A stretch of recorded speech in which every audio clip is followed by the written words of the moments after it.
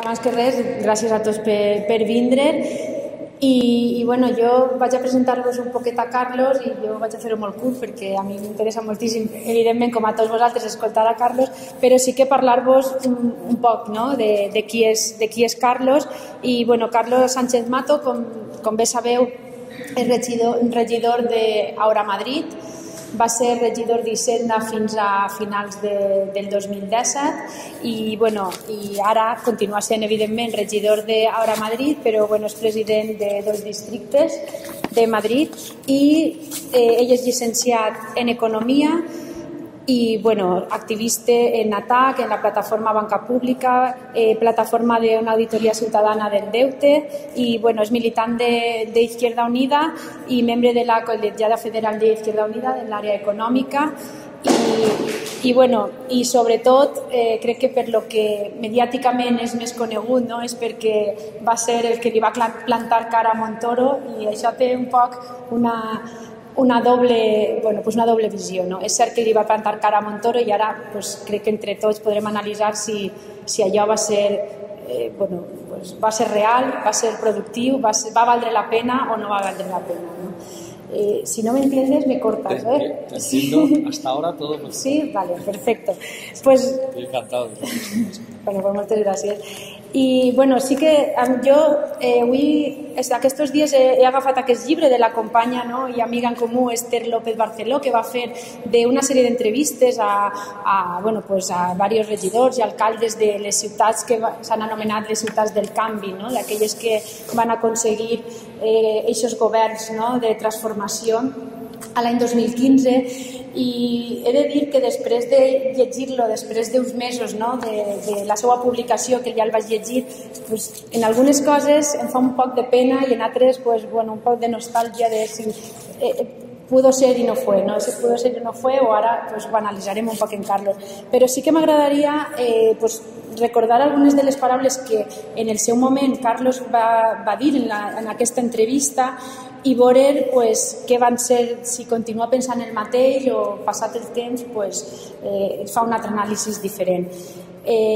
Carlos en aquella entrevista crec que és un dels fonaments d'aquests governs del canvi, va dir que venimos a remover determinadas estructuras de poder económico y político que han estado campando a sus anchas. I això jo crec que ens ha passat en molts llocs, va passar així al País Valencià, en el canvi del govern del Botànic, ha passat en Madrid, en Barcelona i en moltíssims altres llocs.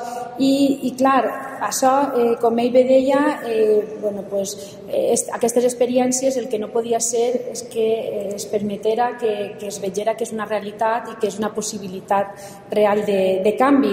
I això ho han fet des del principi, han intentat boicotejar aquests governs i posar tota la maquinària en marxa per a que no es pogueren dur endavant aquestes transformacions socials a aquests ajuntaments.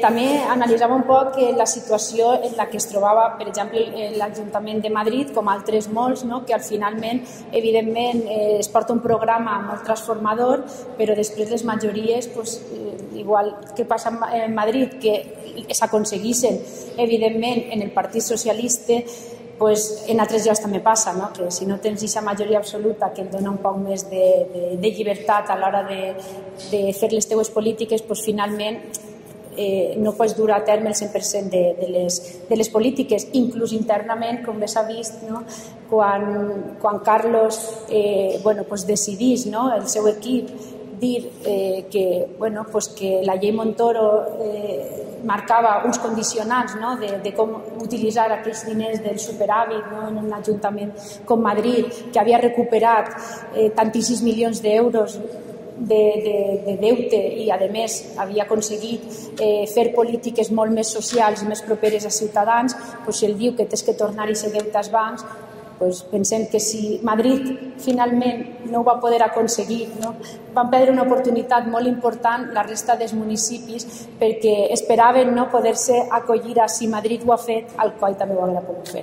Nosaltres sabeu que Alcoi també es troba en un pla d'ajust perquè també va incomplir aquesta regla de gasto i bueno, pues això ha tingut unes conseqüències com per exemple no haver pogut constituir una empresa pública, que era algo que portava en el programa el Partit Socialista, però sobretot que guanyar Alcoi ha insistit moltíssim en que es posara en marxa i bueno, de fet va ser un dels punts fonamentals per a que guanyar Alcoi aprovara els pressupostos municipals del 2017. Per tant, pensem que estàvem esperant a que algú ens obrira aquesta porta d'aquesta desobediència civil que tots esperàvem per a poder fer aquestes polítiques que realment la societat nostra necessitava.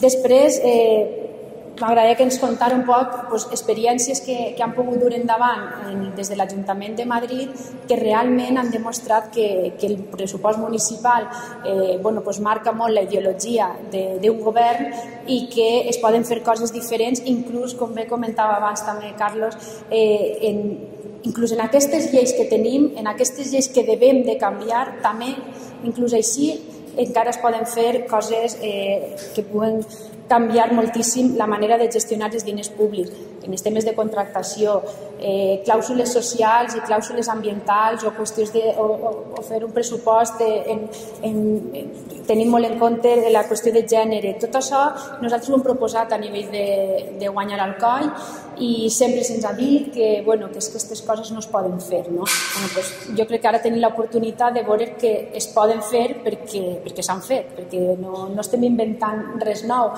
O, per exemple, inclús així parlava d'un exemple que així van portar al COI, el tema de taxes que pagaren els bancs per la utilització, per l'ocupació de l'espai públic, per exemple, en els caixers. Són detalls que al final possiblement no repercutisquen una gran quantitat econòmica, però sí que crec que és molt important fer valdre que si un negoci té que pagar una ocupació per posar una taula al carrer perquè un banc no, quan són empreses, com bé sabem, que s'han endut gran part del pressupost estatal en rescats.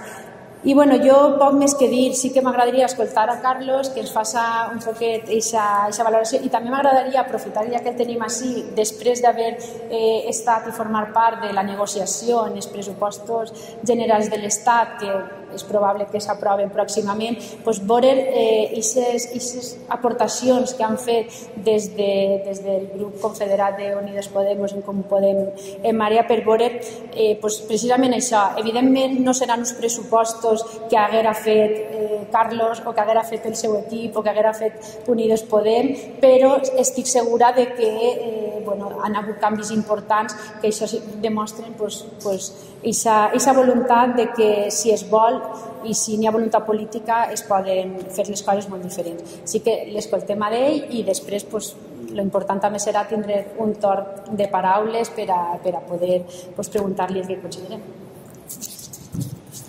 Pues muchas gracias, Estefanía, y muchas gracias a todas y todos con las que he tenido oportunidad de tener contacto directo en el ratito que llevo aquí en el País Valenciano, porque no solamente he llegado aquí, he llegado porque me habéis ido a buscar ahí en medio de la nada, en esa estación de Villena. Es complicado.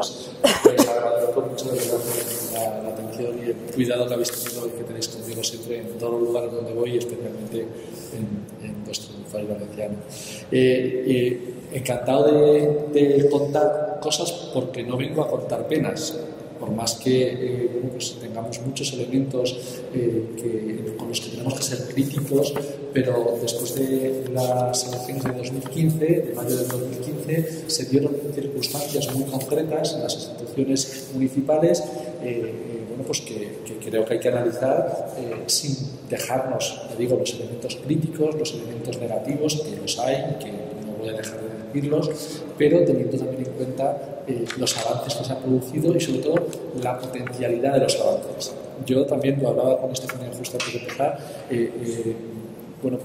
no sé si utilizaba exactamente esos mismos términos, pero sí hay un poco de sensación de oportunidad perdida, de que podríamos haber hecho más, ¿no? Y eso es evidente. Estamos ya en un momento ya de hacer balance de los ayuntamientos donde hemos gobernado, donde la izquierda transformadora ha gobernado, y en otros muchos lugares donde hemos puesto mucho desde la oposición, precisamente para hacer políticas en ese sentido de transformación. Y es que no da igual, estar en la institución, una de las cosas que más me criticaba una amiga que tengo en Madrid, ahora la veo menos, Esperanza Aguirre se llama, a lo mejor la conocéis, pues esta mujer está muy enfadada porque una de las cosas primeras que le dije en el primer Ayuntamiento de Madrid es que nosotros no habíamos venido a gestionar, que habíamos venido a derribar el sistema.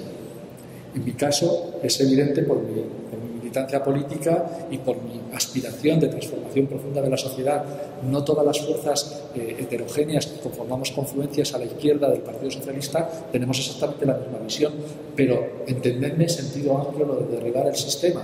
Algunos tenemos un modelo diferente, superador del capitalismo, y otros a lo mejor no. Pero desde luego el sistema de utilizar, de exprimir las administraciones públicas para ponerlas al servicio de las élites, desde luego ese sistema para mí no es ni válido ni es reformable. Hay que destruirlo.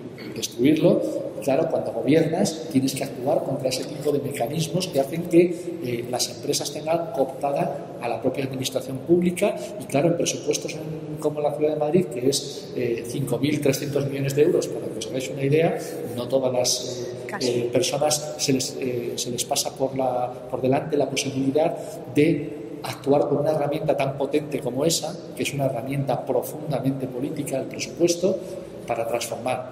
También puedes optar por aceptar lo que me pasó a mí, y ya os cuento alguna anécdota para no hacer muy aburrida la exposición, que me pasó nada más llegar allí en un despacho gigantesco, allí en Alcalá 45, enfrente justito del Banco de España, para que os hagáis una idea.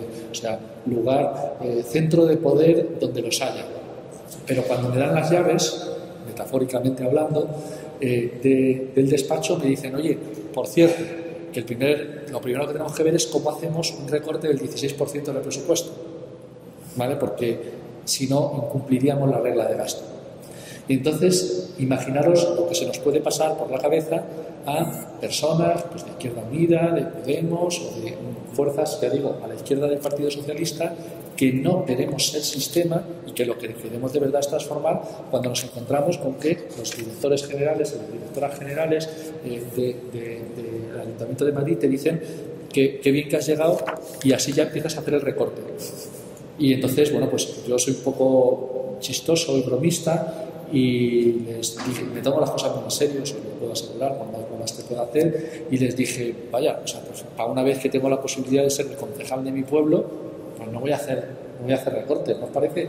Entonces se quedaron así con cara así y se pensaron que estaba loco y que no iba a hacer lo que hicimos. Pero lo hicimos, lo hemos hecho, hemos conseguido durante 2 años y medio demostrar que incluso con un marco legal hostil, al que luego haré referencia, demostramos que era posible incluso con el marco hostil hacerles un lío. Estas palabras las decía incluso el secretario de Estado de Hacienda y el propio Cristóbal Montoro, con el que tengo una excelente relación, como os podéis imaginar, y decía pues que les hacíamos un lío siempre, ¿vale? Y se lo hemos hecho con su ley. Lo que no estábamos dispuestos, y no estuvimos dispuestos hasta que la cosa acabó en esa primera etapa con mi cese, lo que no estábamos dispuestos era a llegar y hacer las políticas que hubiera hecho el Partido Popular o el Partido Socialista. Porque para eso, ¿a qué cambio yo la parte de mi vida que estaba llevando? También en el activismo. Yo trabajaba en una empresa privada y me vengo a una administración pública a hacer ideología desde la institución, y resulta que no puedo hacer la mía, tengo que hacer la del Partido Popular y la del Partido Socialista. Hombre, pues como que no. O sea, lo que ocurre es que no tiene mucho sentido, y lo estoy diciendo así un poco en plan irónico, pero también entended lo perversa que es la situación. ¿Para qué narices, con perdón, valen las elecciones si cuando llega un concejal de Economía y de Hacienda a su pueblo, pues le dicen que no puede hacer la política que tiene que hacer? Y digo yo, pues será que no hay dinero. Les pregunté, ¿no? Todo esto irónico porque nosotros no nos encontramos esto sin saber a lo que veníamos.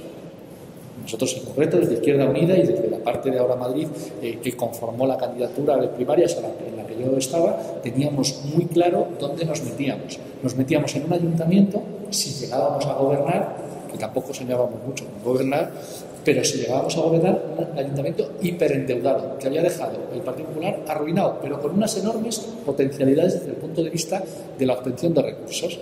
No es lo mismo el partido, o sea, un pequeño municipio que no tiene capacidad recaudatoria que Madrid. Madrid es una mina desde el punto de vista recaudatorio. Es muy fácil obtener recursos. Hay muchas posibilidades de hacerlo. Uno puede decidir subir el IBI a todo el mundo y fastidiar fundamentalmente en un impuesto que es regresivo, o sea, que afecta más a la gente que menos tiene, o utilizar otro tipo de estrategias fiscales, ¿vale? Nosotros decidimos y sabíamos a lo que íbamos. Y sabíamos que a lo que íbamos, a la batalla que íbamos, nos podía suponer un grave problema, un enfrentamiento grave con el gobierno central y problemas también internos, porque ese tipo de conflictividad supone, al final, pues un obstáculo serio. O sea, no llegábamos al área de Economía y Hacienda pensando, uy, qué bonito y qué sorpresa me has dado que me dices que tengo que recortar. Conocíamos la ley de estabilidad presupuestaria y sostenibilidad financiera, ¿vale? La ley 2/2012, la conocíamos y la habíamos destripado. O sea, es lo que tenemos los comunistas que planificamos, ¿vale? O sea, teníamos ideas, sabíamos a lo que íbamos. Y sabíamos a lo que íbamos y conseguimos muchísimas de las cosas que obtuvimos porque habíamos planificado ese camino.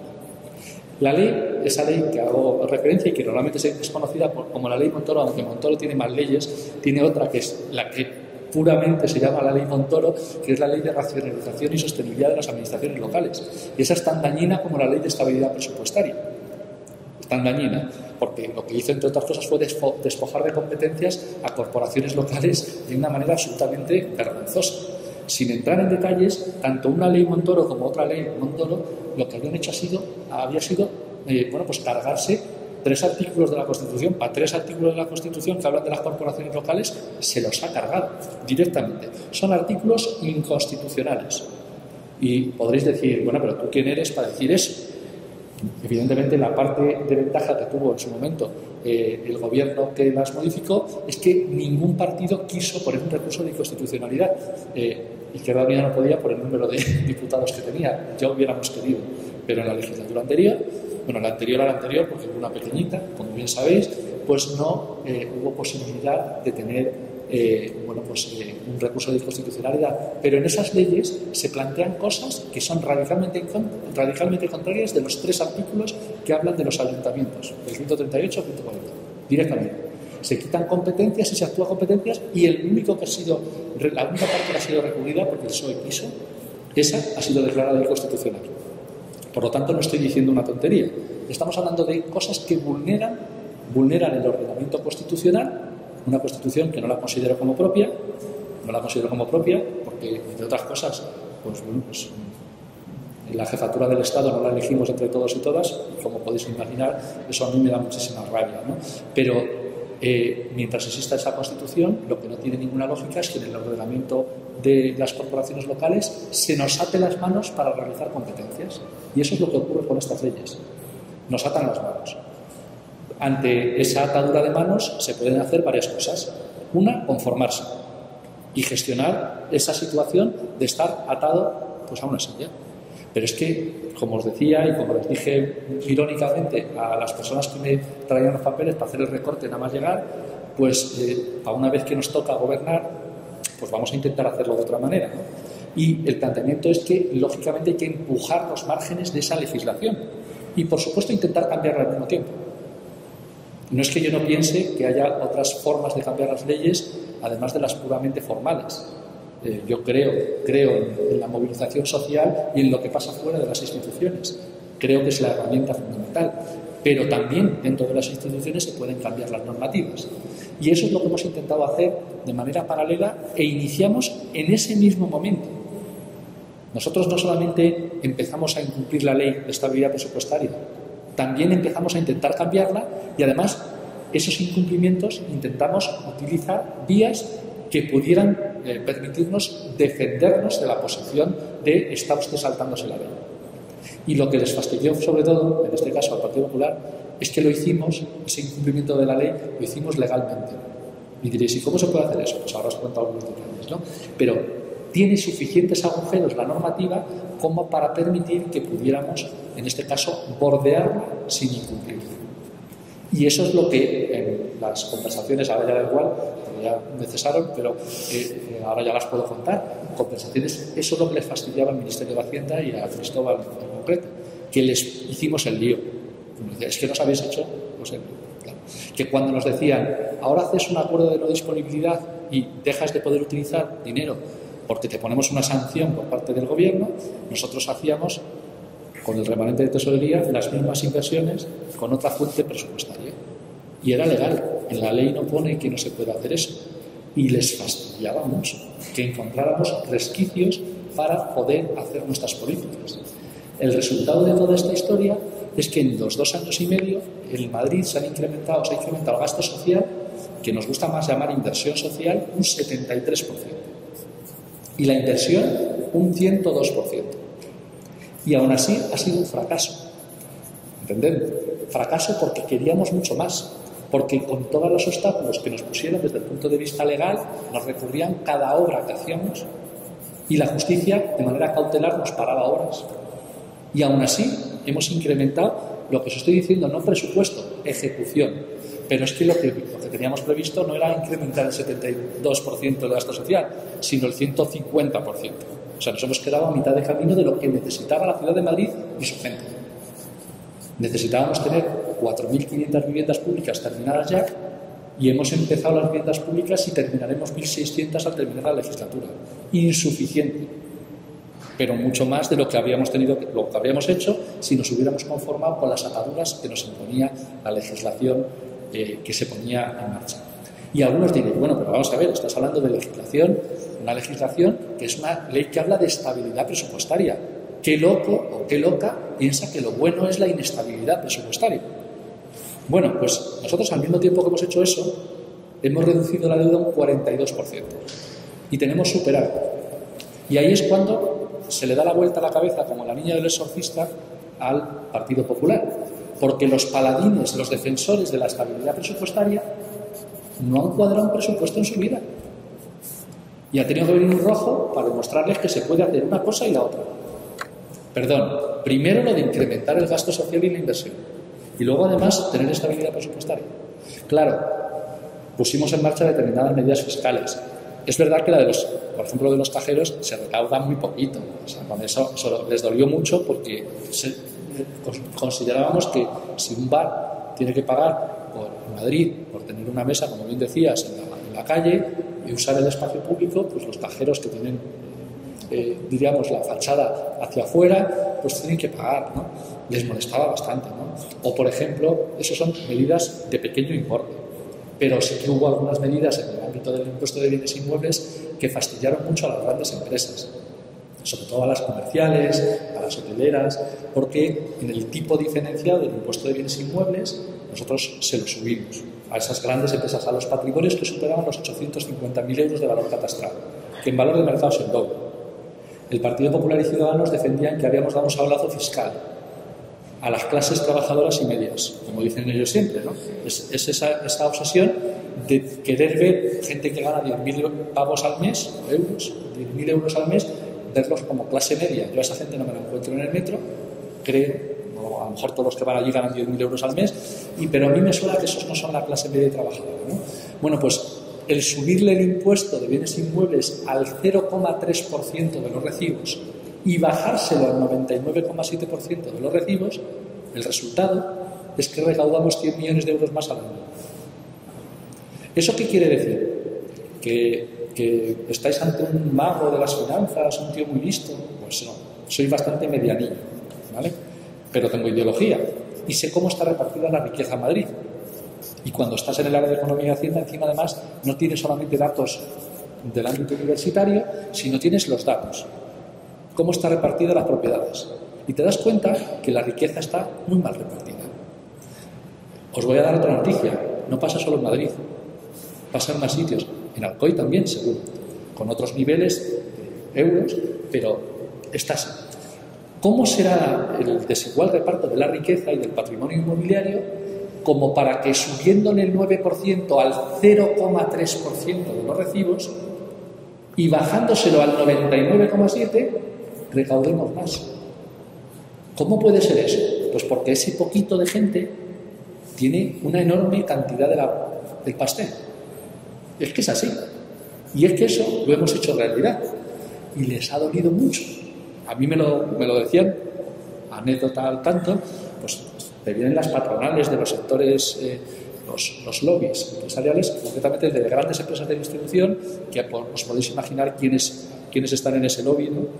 Pero vamos, son todas empresas muy conocidas que venían a decirme pues, prácticamente que abandonaban todas Madrid. Todas. Por esta subida que os estoy diciendo. La subida que os estoy diciendo supone de sus beneficios menos del 1%. Menos del 1%. Consideraban que eso era el golpe definitivo. Venían a verme porque todavía no se habían dado cuenta, o hubieran mirado el tema y que, bueno, pues que habemos todavía mucha gente que estamos en política y no somos sobornables, ¿no? Y encima además, este tipo de gente, encima además hay veces que te dan la tarjeta y resulta que se apellidan Villana Estrella. No sé si os suena, ¿no? Eso ya a algunos nos genera ya un poquito de problema a la hora de darle lo que piden, ¿no? Sobre todo si lo que están defendiendo, esa es la anécdota, si lo que están defendiendo son los intereses de unas poquitas empresas que tienen enormes beneficios fiscales, tenían enormes beneficios fiscales en la ciudad de Madrid. Claro, cuando eso se lo quitas, ni el Corte Inglés se ha ido, ni la FNAC se ha ido, ni se van a ir. No les hemos robado, no les hemos expoliado. Hemos pedido un poquito de justicia fiscal. Un poquito solamente. Y con ese poquito de justicia fiscal se pueden multiplicar las actuaciones en el enorme desequilibrio territorial que hay en la ciudad de Madrid, que sí, que es una ciudad muy rica y en la que hay pobreza a manta, que firmo ayudas sociales de 100 euros para el alimento de muchas familias todos los puñeteros días. Esa es la realidad de la ciudad de Madrid. Esa es la realidad que no ven ellos. Estos que os digo, estos lobbies que vienen a contarnos que, oye, lo de subir los impuestos a unos y bajárselos a la gran mayoría, que ellos lo harían de otra manera. Dije, contadme cómo lo veíais. Dice, algo lineal para todos. Digo, pues claro, pues digo, por cuando seas tu concejal. Ahora, como somos nosotros, pues no lo vais a hacer. No he caído bien, reconozco, aunque he sonreído mucho en todas estas reuniones, pero tengo para escribir 10 libros, por lo menos. Lo que se nota en ese tipo de cosas, y lo cuento más que anécdota para que entendamos un poco cómo se manejan ese tipo de situaciones, es que este tipo de mecanismos funcionan, les han funcionado. Es que los ayuntamientos los han estado gobernando, no solo los que se presentaban a las elecciones y tenían ideas profundamente conservadoras o de derechas, es que los han estado gobernando también estas élites empresariales que llegaban y ponían las condiciones de cómo iban a ser las ordenanzas fiscales, con amenazas o con requiebros o con maletines.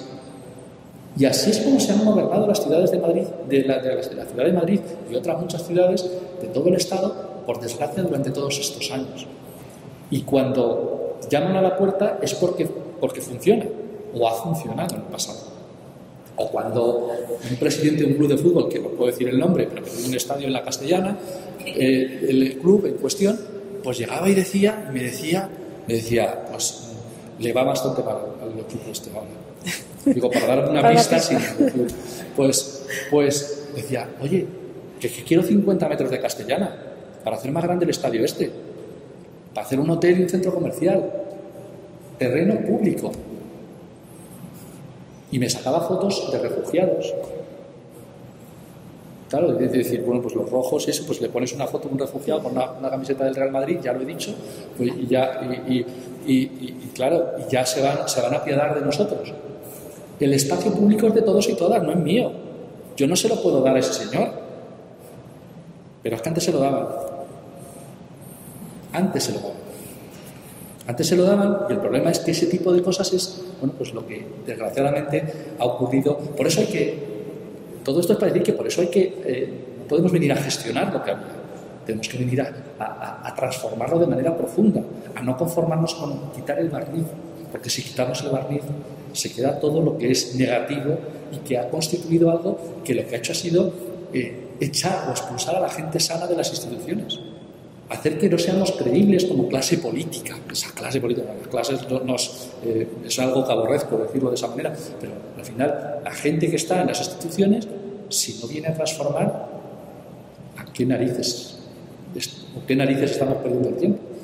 Pero claro, es que hay formaciones políticas que no vienen a transformar, ni quieren transformar, ni falta que hacer. Los que decimos que venimos a transformar tenemos que cumplir con eso.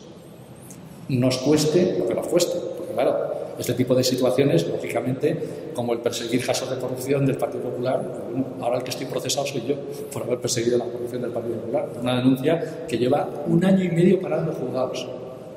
he caído en un juzgado, por eso no puedo decir porque todavía me está preguntando. Pero bueno, que es así, simplemente, nada, es así. El planteamiento es que hay que dar pasos de transformación porque si no tenemos un problema así. La ley de estabilidad presupuestaria y la ley de racionalización nacen en un determinado marco que justificó su aplicación. Nacen en el marco de una ruina de las administraciones públicas. Es lo que todos y todas habéis oído. Os habéis hartado de escuchar que, claro, la crisis estalló, pues entre otras cosas, por el desaforado gasto público y la deuda pública que existía, ¿no? Pues que es mentira, compañeras, compañeros, es que es mentira. Es que de 2000 a 2007 la deuda pública disminuyó de 2000 a 2007. De hecho, no solo disminuyó en euros, nominalmente prácticamente fue la misma, pero con respecto a la riqueza nacional, medida en términos de Producto Interior Bruto, bajó. O sea, el porcentaje de la deuda pública de 2000 a 2007 se redujo. La deuda privada en ese mismo periodo de tiempo se triplicó, se multiplicó por 3. ¿Quién es el culpable de la crisis? El sector público. O sea, fijaros, es que nos lo han hecho tragar, que se lo ha creído la mayoría de la gente. Deuda pública, igual en 2000 que en 2007, para darles esa ventaja, que no es igual que es menor. Deuda privada, se triplica. ¿Culpable? El sector público. ¿Qué hay que hacer? Recortar en el sector público. A ver si pensáis, o alguien piensa, que estoy defendiendo latrocinios con dinero público que se produjeron durante ese periodo antes y se han producido después. Pero incluso con esos latrocinios, que en el País Valenciano tenéis unos cuantos, elefantes blancos, esos que les llamamos, incluso con eso la deuda pública no había crecido. Y sin embargo fue la responsable. Desde el punto de vista de eso, vosotros lo podréis leer y escucharéis también que la deuda privada que había subido, ¿quién había contribuido a que subiera la deuda privada? No es retórico. ¿Alguien sabe? Las familias, ¿no? Que habían vivido por encima de sus posibilidades, ¿no? Eran los siguientes, o sea, primero las administraciones públicas y luego los siguientes responsables, las familias, ¿no? Que, bueno, pues las familias sí habían incrementado su deuda de 450.000 millones de euros a 800.000. Ni siquiera lo habían duplicado, ¿vale? Pero casi duplicado. Mucho más, como decía, que las administraciones públicas que no habían crecido. ¿Alguien sabe qué había pasado con la deuda de las entidades financieras en ese mismo periodo de tiempo en el que las familias habían vivido por encima de sus posibilidades, casi duplicando su deuda? Por 10. O sea, se multiplicó la deuda de los bancos por 10 en el mismo periodo. Pero no son los responsables. Los responsables, cuando hay gente que se enfada con los bancos, ya sale Eduardo Inda, por ejemplo, para decir que los bancos no, que se rescató a las cajas. Que es mentira también, que el rescate ha sido al sector bancario y cuando queráis vuelvo y os lo cuento. Pero, fijaros, sector bancario, se multiplica por 10 la deuda. Sector empresas no financieras, se multiplica por 4 la deuda. Familias, por 2. Administraciones públicas, no se incrementa. Culpables, administraciones públicas y familias. Y nos lo hemos tragado. O sea, cuando digo que nos lo hemos tragado, no digo que socialmente todo el mundo se crea esto que os estoy diciendo, que es el mensaje de los medios de comunicación de masas y de la inmensa mayoría de los partidos políticos que se sientan en la carrera de San Jerónimo, pero es que ha calado ese mensaje. Y ante ese mensaje, claro, tiene lógica decir, oiga, hay que modificar la Constitución con agosticidad y alevosía, que es lo que hicieron Zapatero y Rajoy en su momento. Todavía el gobierno del Partido Socialista dijo, cambiemos la Constitución, el artículo 135, para poner por delante los intereses de los acreedores y tranquilizar a los mercados. Es lo que nos dijeron, ¿vale? Y de ahí cuelgan las leyes. Las dos leyes de las que estaba hablando cuelgan de esa modificación constitucional. Pero imaginaros que ahora tuviéramos la posibilidad, no sé cómo voy de tiempo, por favor, ¿no? El tiempo es todo tuyo, sí, así bueno, que... Pero para dejar tiempo para hablar, un cuartito de la mesa. Sí, claro, perfectamente. Sí. Es que todavía no he entrado a lo que quería contar. Ah, vale, pues tú administratelo, ten ahí... No, pues cuando se hace esta modificación constitucional, contra lo que muchos y muchas hemos estado peleando, y por ejemplo ahora mismo tenemos una proposición de ley para que se modifique en el Congreso de los Diputados esa actuación constitucional claramente antidemocrática, porque se pone por delante unos derechos de otros. Y claro, pues teníamos un derecho a la educación, un derecho a la sanidad, un derecho a determinados servicios sociales, pues que han sido subordinados a otros intereses, ¿vale? Bueno, pues cuando esa modificación se produce, muchas veces tenemos la tendencia a pensar que nos tiene también atadas las manos y que nos impide actuar de una determinada forma.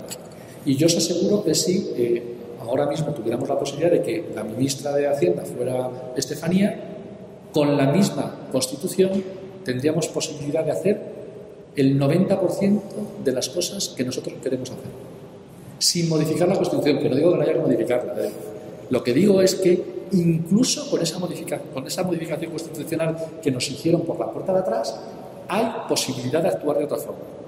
¿Por qué? Pues porque en esa modificación constitucional sí, hay uno de los epígrafes, el tercero de ese artículo 135, que deja claro que en determinadas circunstancias esa situación no reza, como diría mi abuela.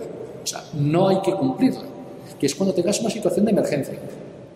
Vosotras pensáis que con el doble de paro que en la Unión Europea no tenemos una situación de emergencia. Con el paro juvenil que tenemos en el momento actual en el Estado español, no tenemos una situación de emergencia. Con 300.000 dependientes a los cuales no se les da prestación y tienen derecho a ella por ley, ¿creéis que no estamos en una situación de emergencia?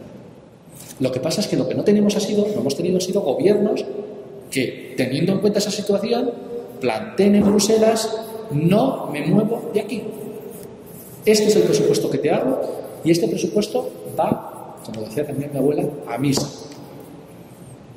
Voluntad política. Incluso con el marco de la Constitución que aborrecemos, que queremos cambiar, que habría que cambiar. Pero incluso con ese marco hay una puerta, hay que entrar por ella.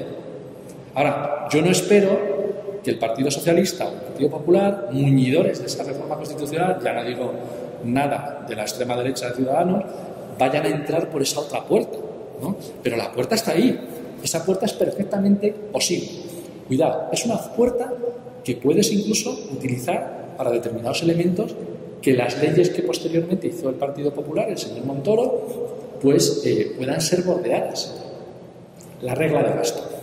Yo tengo enorme orgullo de haber peleado esa batalla, aunque me hayan pasado por encima, porque soy un friki en la economía y que la gente haya hablado de regla de gasto, aunque le importe una mierda, con perdón, la regla de gasto, pues me ha parecido una cosa que me he sentido muy orgulloso de haber puesto encima de la mesa ese elemento. ¿Qué es lo de la regla de gasto? Pues se lo inventaron para decir que las administraciones públicas no podían crecer o incrementar el gasto público porque eso era malo. Más que un porcentaje que es lo que diga Montoro.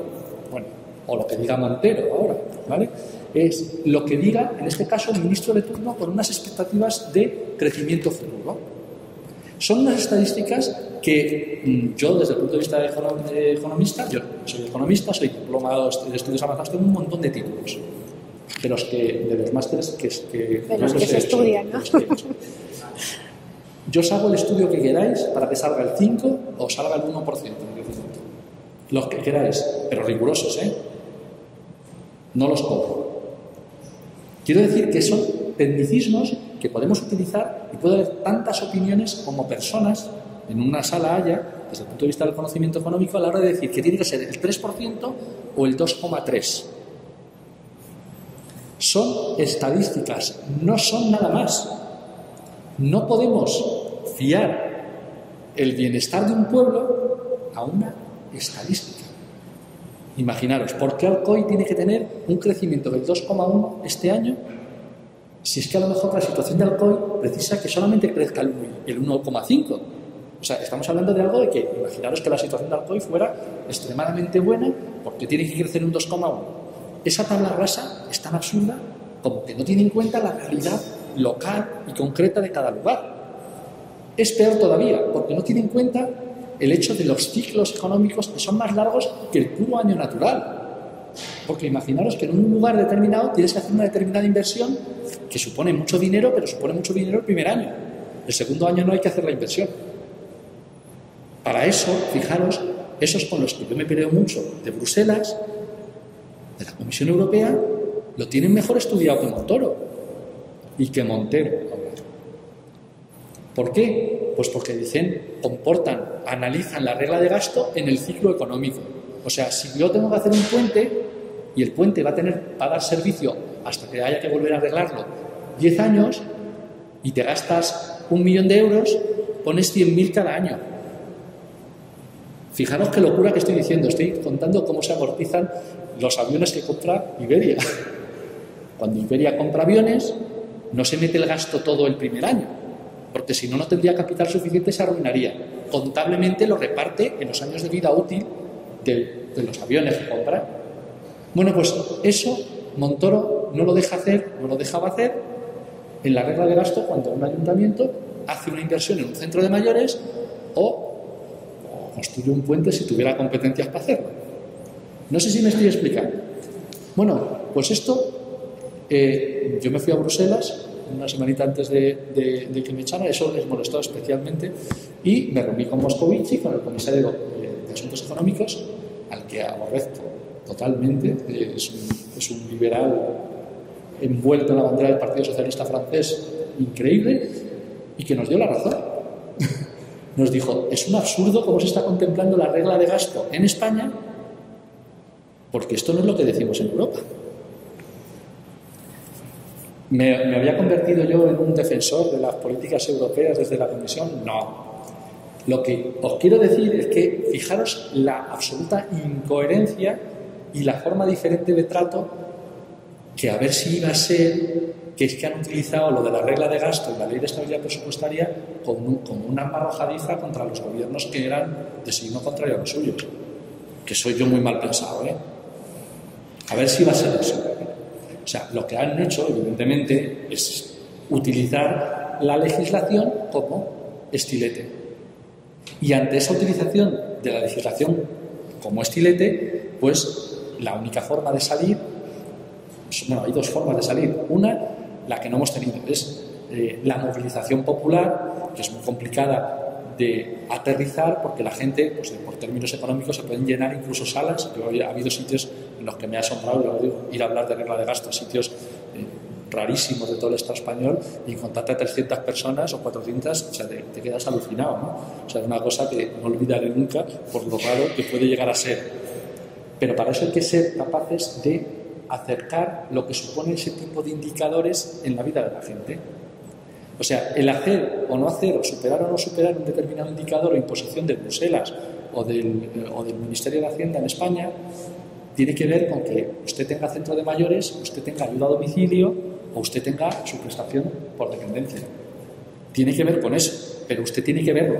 Y hacérselo llegar es complicado a la gente. El hacerles comprender a la gente o hacerles hacer suya la batalla pasa por demostrarle que ese tipo de cositas que hablamos los economistas y los políticos en determinados sitios le afectan día a día. Que para que hayamos podido realizar en Madrid cosas como rebajar las escuelas infantiles a la gente que está en situación de pobreza, para que paguen 0 euros, eso cuesta dinero. Y para hacerlo tienes que tener herramienta presupuestaria. O para que, por ejemplo, actuar en los precios de las instalaciones deportivas, para que en Madrid cueste ahora mismo de media un 50% menos entrar a las piscinas o apuntarse a una clase de baile o de gimnasia que lo que costaba con el Partido Popular. Eso cuesta dinero y supone también vulneraciones de regla de gasto, como estaba diciendo antes. La gente tiene que entender que para que ellos ahora hayan disfrutado de esas tarifas que tenemos ya puestas en Madrid, en todos los sitios, hemos tenido que empujar los márgenes de esta legislación. Hemos tenido que superar esa legislación y hemos tenido también, y lo asumo perfectamente, pues que nos corten la cabeza, que me corten la cabeza a mí y a mi equipo por haberlo hecho. Bendita decapitación, porque eso ya está conseguido. Eso ya está conseguido. La parte negativa es que tiene que verse que nos hemos quedado en una parte muy inicial del camino, una parte muy inicial, porque no hace falta solamente modificar la ley de estabilidad presupuestaria, también una determinada concepción a la hora de la herramienta presupuestaria y cómo hacerla. El enfoque que tenía Madrid y que tiene la mayor parte de los sitios es un enfoque muy alejado del que entiendo que debiéramos tener desde las administraciones públicas.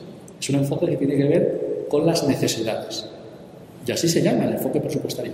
Enfoque necesidad. Dicho de otra forma, para que no pueda parecer muy aburrido, el planteamiento es que en los presupuestos que yo he conseguido llevar y aprobar en el consistorio madrileño, las diferentes áreas de gobierno, los diferentes distritos de la ciudad, pedían y no tenían límite. Tenían que justificarlo, pero no tenían límite. Ese es el enfoque de necesidades. Una administración pública dice, ¿qué necesita usted? Usted tiene en su barrio un determinado índice de desempleo brutal y tiene que hacer programas asociados porque tiene un problema muy concreto. En otro distrito no, tiene que hacer otras cosas. En ese distrito le falta a usted una piscina o en este distrito le falta a usted una escuela infantil. Bueno, pues usted me pone todas las necesidades y ya me ocupo yo de conseguir los dineros para eso. Eso es una revolución. No me entendían, o sea, me ponían caras casi como las que estáis poniendo vosotros ahora. Los funcionarios del área de Economía y Hacienda dicen, ¿cómo enfoque de necesidades? Digo, sí, es el primero de carreras.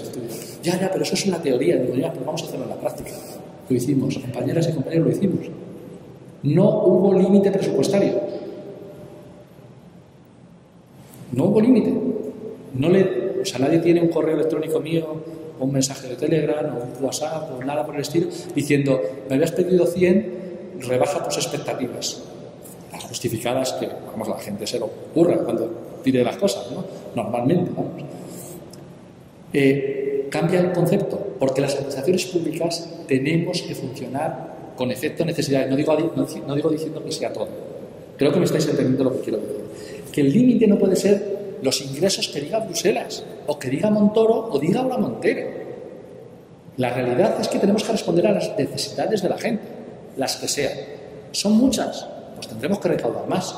Son menos, pues a lo mejor tenemos que recaudar menos. ¿Se puede? Claro que se puede. Se puede porque en el Estado español estamos recaudando 8 puntos menos, un poquito menos, ahora un 7,5 con la subida que hemos hecho, 7,5% con respecto al PIB que la media de la Unión Europea. Y entonces diréis, bueno, ¿y eso que 7,5 porcentaje? ¿Qué me ha dicho ese señor? Esos son 80.000 millones de euros anuales. 80.000 millones de euros anuales que estamos recaudando menos que la media de la Unión Europea. Que la media, no los países con los que yo me quiero comparar mejor. Si nos comparáramos con Francia, estaríamos 15 puntos porcentuales por debajo. Y a ver, ha dicho muchos millones, 80.000 millones. ¿Eso cuánto es? Los 80.000 millones de euros es 6 veces los recortes en sanidad y en educación en todo el Estado. O sea que podríamos tener, para que nos entendamos, una sanidad y educación no de la media de la Unión Europea. Podemos tenerla, pues, hostia, muy buena. Y si no se tiene, es porque no se quiere, no porque no se puede. Como decía la ministra de Hacienda, y me salto al plano ahora mismo, la señora Montero, no ha cambiado nada. Y dices, hombre, que lleva 120 días. Hay ciertas cosas que no necesitaba ni uno. Para cambiar la regla de gasto no necesitaba cambiar la ley de estabilidad presupuestaria. Bastaba con cambiar una instrucción. O sea, una cosa que depende de la ministra, como dependía de mí el hacer un decreto para determinadas cosas, o depende de un concejal de gobierno hacer un decreto. No depende del Parlamento. Una instrucción que interpretara de otra manera la regla de gasto, con cosas como las que os he dicho yo aquí. ¿Lo ha hecho? No. ¿Por qué? Pues porque es el PSOE. Porque está comodísimo gobernando con la normativa del Partido Popular. No tiene problema. Y porque no quiere ser tildada, como bien dice en ocasiones, pues de una radical peligrosa que se deja llevar por las gentes de Izquierda Unida de Podemos. Claro, pero es que esa es la realidad que tenemos, que si no empujamos esos márgenes, las capacidades y las posibilidades de transformación son muy limitadas. Con la misma herramienta presupuestaria, con los mismos fondos, con los que actuaba el Partido Popular, hombre, pues nosotros podemos actuar, pues hombre, no robando, alguna cosilla mejor podemos hacer, gestionando y tal, pero la gente no nos va a ver como herramienta útil. Esa es mi lástima, la parte que tenemos que ser capaces de vencer, que si nos conformamos simplemente con gestionar el marco que nos dejan, si nos gestionamos con gritar mucho desde la silla pero con las manos atadas, no vamos a ser considerados como herramienta útil. Porque la otra vía es la de la movilización popular. Y para que eso exista, tiene que existir el caldo de cultivo y la movilización popular. También hay gente que se piensa que cuando llegas a la institución tienes que dejar de ser activista. Yo no lo voy a dejar de ser en una vida. Y si oigo un jaleo ahí y hay una manifestación, digo, Estefanía, me guardas un ratito, que me voy un rato a la manifestación. Estoy exagerando un poco, pero entendedme. Los concejales y las concejalas, como los ministros, si de verdad responden a los intereses de su clase, tienen que salir hasta, no al frente, hay como unos más, con una responsabilidad adicional. Y es que cuando ahora tenemos gobiernos de ciudades que llamamos del cambio, no podemos ponernos en la posición de ser estupendos y decir que no tenemos nosotros ya ahora más que hacer que gobernar desde los despachos y no estar en la calle en las movilizaciones. Creo que es fundamental que las activemos, porque si no las activamos solo tendremos gobiernos, no tendremos poder. Hay quien piensa que por el hecho de que nos alcanzáramos determinados gobiernos municipales teníamos el poder en Madrid. No, el poder en Madrid lo tenían esos que os dije que me venían a ver. Esos sí que tienen el poder. Nosotros no. Nosotros tenemos gobiernos y si queremos poder, pues tenemos que conseguirlo con la gente. Y eso es movilización. Y para movilizar desde la institución, pues por ejemplo, yo digo cosas que tendrían que haber ocurrido. Cuando nos pone sanciones absolutamente injustas el ministro Montoro, el Ayuntamiento de Madrid tendría que haber llamado a las calles a la gente. El Ayuntamiento. No lo hicimos, perdimos esa batalla. Porque sin la gente, tú no das las batallas de manera etérea y te pasan por encima. Claro, te pasan por encima o no. Porque la situación 3 años después es que estamos 1.000 millones de euros más de gasto de lo que estábamos. Que nos quiten lo bailado. Yo no recorté. Y hicimos muchas cosas y estamos haciendo muchas cosas. Ahora, ¿y las que podríamos haber hecho? Pues ese es el problema, que podríamos haber hecho muchas más. Pero tenemos que contar también con que esos obstáculos que nos pone, es lógico, el Partido Popular lo que ha hecho ha sido hacernos la oposición desde las instituciones. Han utilizado las herramientas que podían, pues para, como tú decías, sabotear las acciones de gobierno, porque imaginaros que la gente es consciente pues de cosas, o sea, no sé, en Madrid ha sido mucho más hablado en los trajes de los Reyes Magos en su momento que estas políticas que estamos diciendo que hemos hecho.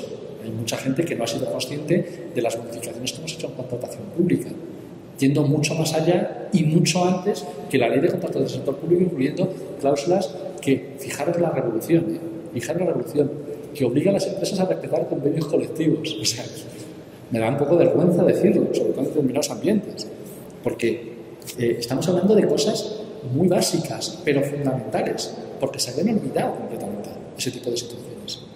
Y el respetar los derechos de las personas que trabajan para el ayuntamiento sin ser funcionarios o funcionarias, porque hemos desde las administraciones públicas externalizado con esas políticas claramente que se han lanzado desde la derecha de hacer aparentemente ineficiente la actuación pública y aparentemente muy eficiente la actuación privada, pues eso, que tiene una carga profunda ideológica, ha triunfado.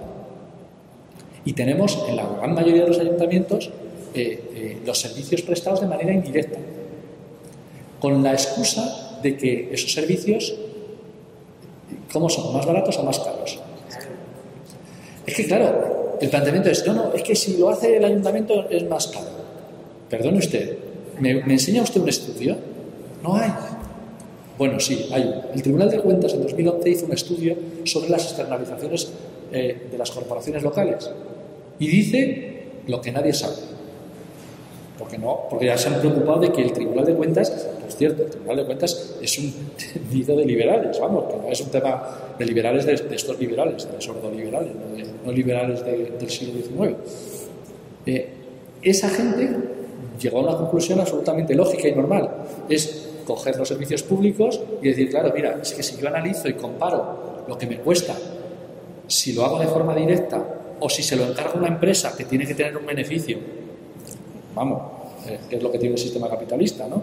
Tiene que tener un beneficio y que además le factura al ayuntamiento con el IVA correspondiente, pues claro, imaginaros, hay servicios que se prestan con el 10% y servicios con el 21%. Y el margen, pues depende. Hay sectores donde hay un margen del 4% y hay sectores del 15%. Sumas esos dos márgenes y es imposible que te dé que sea más rentable un servicio externalizado, aunque los trabajadores ganen más. Y claro, para comparar hay que comparar con lo mismo. Porque fijaros lo que nos hizo a nosotros en Madrid Ana Botella en 2013.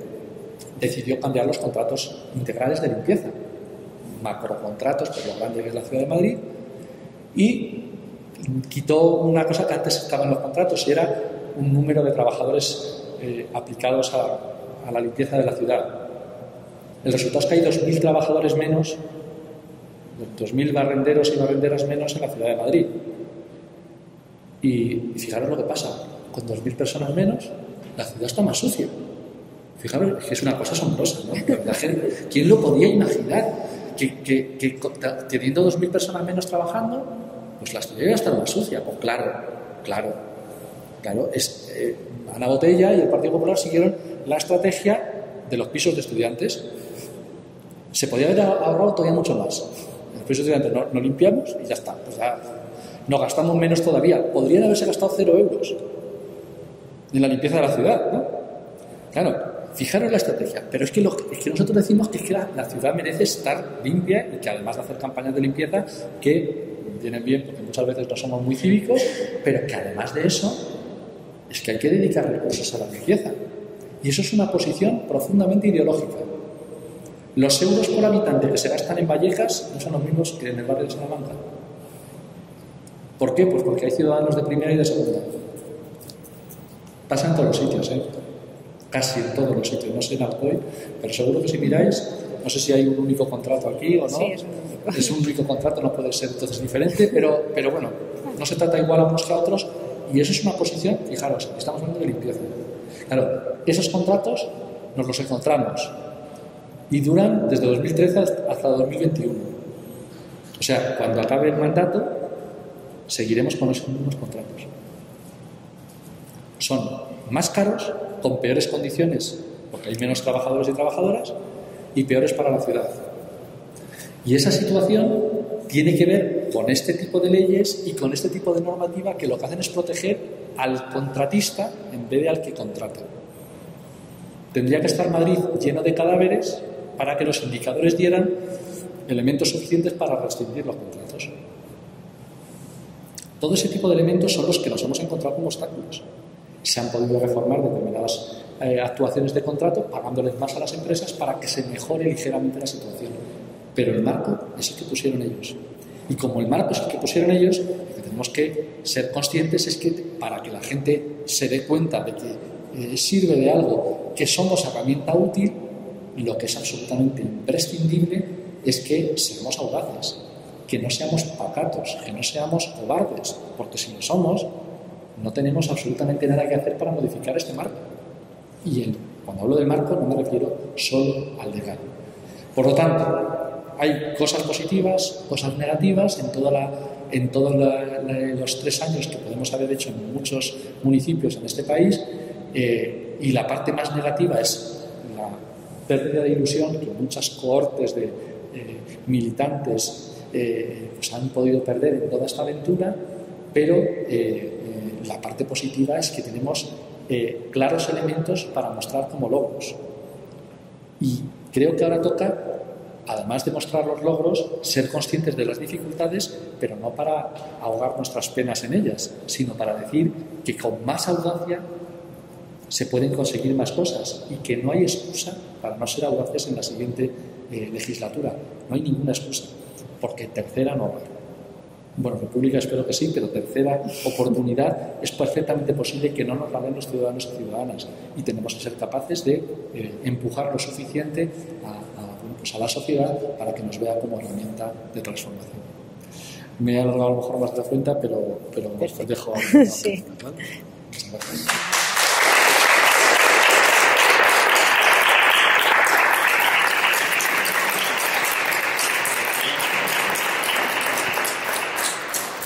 Bueno, diu que s'allarga més del compte, però crec que tots estaríem així escoltant-lo molt més temps, no? Jo... Es verdad que te quedas con esto de, me gusta ese mensaje positivo, ¿no?, que lanzas, de que evidentemente nos hubiese gustado hacer más, siempre aspiras a que el cambio, bueno, que sea más visible, ¿no?, sobre todo porque para que realmente la gente se lo encuentre en su casa, ¿no?, tiene que ser un cambio mucho más profundo, porque los pequeños cambios, pues a veces solo lo vemos la gente pues que está más movilizada, que está, bueno, más politizada, y por tanto siempre aspiramos a mucho más, pero sí que es cierto de que, como bien dice Carlos, hay pequeños logros o grandes logros, yo creo que hay que llamarlos como grandes logros, que están ahí, están sobre el papel y que de eso hay que hacer bandera, evidentemente. Y bueno, también hablando de remunicipalización, si quieres después nos comentas un poco, ¿no?, el tema, por ejemplo, de las funerarias, ¿no?, que se recuperó en el Ayuntamiento de Madrid. Yo creo que pues todas esas cosas de ver que son posibles y que además parece que no, pero son rentables, ¿no? Parece que no, lo digo también irónicamente por lo que comentabas aquí, el tema de la basura y de la limpieza viaria, se acaba de hacer un nuevo contrato y bueno, es que no tiene otra lógica, o sea, FCC creo que como ONG no está registrada, por tanto, si están ahí es porque ganan dinero, pero yo creo que ahora, si queréis, lo que hacemos es, si tenéis alguna pregunta o algo, pues se la trasladamos y así pues abrimos un poquito el debate. Eli. Buenas tardes. Voy a preguntarte, en un presupuesto de 5.000 millones, había mucha deuda también en Madrid, y que había mucha deuda en Madrid, pero sin embargo has nombrado remanente, o sea, que si no se puede hacer por una parte, se puede hacer por otra. ¿Tenéis remanente en este momento? ¿Y de cuánto asciende? Porque debe ser un remanente increíble. Pues mira, cuando nosotros llegamos, 1 de cada 3 euros se dedicaba a deuda, ¿vale? O sea, números redondos. El 33% del presupuesto de la Ciudad de Madrid iba a pagar deuda. Cuando el último momento en el que yo estuve en el área de Economía y Hacienda, y ahora estamos en un porcentaje prácticamente, era el 10%. Pasamos del 33 al 10%. O sea, se liberan recursos no por casualidad, entre otras cosas también por decisiones políticas. Esta amiga que os decía antes, Esperanza, dijo que cuando un concejal comunista en el Ayuntamiento de Madrid se van a disparar los costes de financiación. Bueno, pues como ya llevamos 2 años, a los 2 años escribí un artículo diciendo que el último año del Partido Popular habían pagado 240 millones de euros de intereses y yo estaba pagando 107.